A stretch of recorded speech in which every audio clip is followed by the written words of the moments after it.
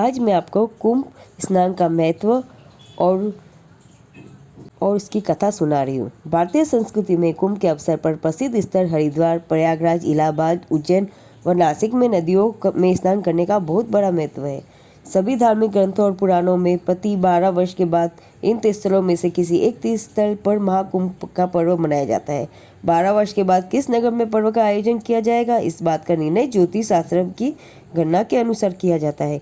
ज्योतिष शास्त्र के अनुसार कुंभ का पर्व सूर्य, चंद्रमा और बृहस्पति ग्रह के सहयोग से किसी एक तीर्थ स्थल पर निश्चित किया जाता है। 12 वर्ष के बाद महाकुंभ और 6 वर्ष के बाद अर्धकुंभ का पर्व मनाया जाता है। कुंभ पर्व के अवसर पर तीर्थयात्री, साधु, संत, सन्यासी और श्रद्धालु स्त्री पुरुष पवित्र नदी में स्नान करने के साथ साथ दान, पुण्य, व्रत, उपवास भी करते हैं। महाकुंभ में पौष पूर्णिमा स्नान के बाद संक्रांति, मौनी अमावस्या और बसंत पंचमी को भी नदी और में स्नान का विशेष महत्व है। कुंभ के पर्व पर समापन पर श्रद्धालु स्त्री पुरुष पूनम और महाशिवरात्रि पर भी नदी में स्नान और दान करते हैं। अब मैं आपको कथा सुनाती हूँ। पुराणों में कुंभ के पर्व का विशेष रूप से वर्णन किया गया है। कुंभ के संबंध में देवताओं और राक्षसों का परस्पर मिलकर समुद्र मंथन से उत्पन्न अमृत कुंभ की कथा का वर्णन है। प्राचीन काल में देवता और राक्षसों असुरों में भयंकर युद्ध होते रहते थे। देवताओं को अद्भुत दिव्य शक्तियाँ मिली हुई थी, लेकिन राक्षस भी उनसे कम शक्तिशाली नहीं थे। हर बार युद्ध होने पर देवताओं को ही अधिक हानि होती थी। राक्षसों का कुल गुरु शुक्राचार्य संजीवनी विद्या के ज्ञाता थे। संजीवनी विद्या से शुक्राचार्य बुरी तरह घायल और मरणापन्न असुरों को भी तुरंत स्वस्थ कर लेते थे। बार बार युद्ध में पराजित होने पर भारी हानि उठाने के बाद देवताओं ने आपस में विचार विमर्श करके राक्षसों के साथ मिलकर समुद्र मंथन की योजना बनाई।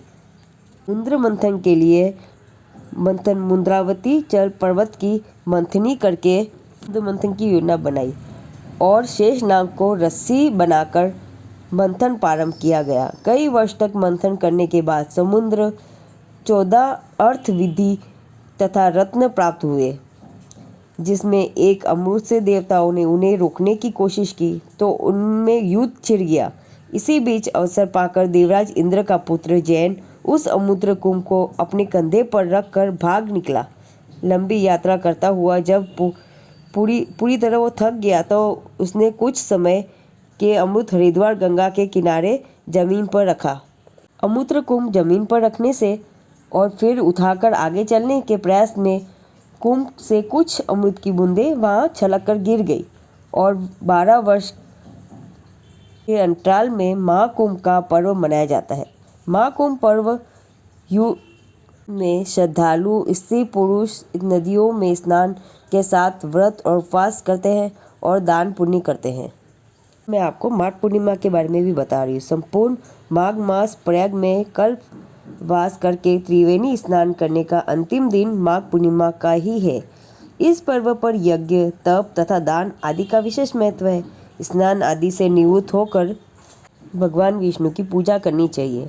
पितरों का श्राद्ध भी करना चाहिए। गरीबों को भोजन, वस्त्र, तिल, कंबल, गुड़, कपास, घी, लड्डू, फल, अन्न, खड़ाऊ आदि का दान करना चाहिए। माघ पूर्णिमा का धार्मिक दृष्टि से बड़ा महत्व है। स्नान पर्वों का यही अंतिम प्रतीक है। इस तिथि को मुख्यतः गंगा स्नान करने से मनुष्य की सब प्रकार की बाधाएं दूर हो जाती है।